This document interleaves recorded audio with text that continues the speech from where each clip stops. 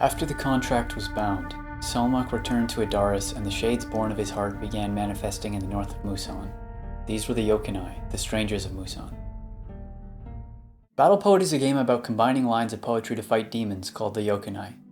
Because it's set in my fictional world of Adaris, the nation of Musan specifically, I knew it was important when I started making a plan for how this game would look that it captured the aesthetic of the Musanai culture. There was just one problem. I didn't know anything about art.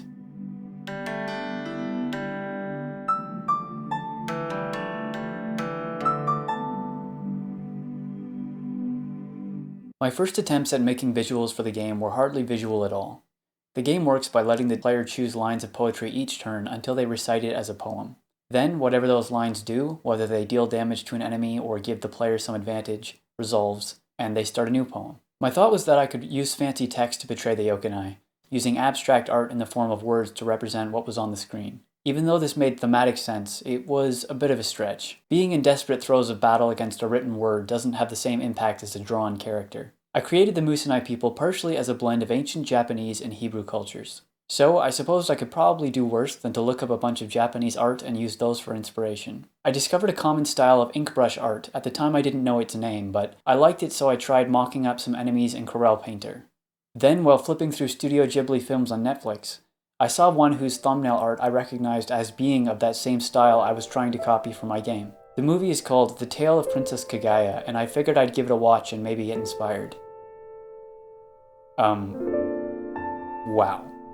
This is what I was looking for. Not this art style exactly, but something inspired by this.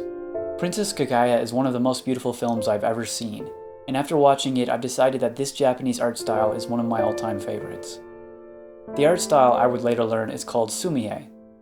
It's traditionally done with ink brushes and aims to express the feeling of its subject, rather than what it looks like realistically. It also uses an extremely small color palette, most often only a single color, and minimalistic lines which let the viewer fill in its gaps with his imagination. My initial style of digital ink on white paper had an issue because it didn't allow me to show depth. I couldn't add backgrounds because there was no way of making clear what was in the foreground or background of the screen. So I cheated, and after painting a much better looking paper-like texture onto the canvas, I started drawing environments with varying shades of gray that get less saturated the further back they are, to make it clear what is in front and what is behind. I also started filling my enemy drawings with the same color as my canvas, so that they wouldn't blend in with the background's black strokes.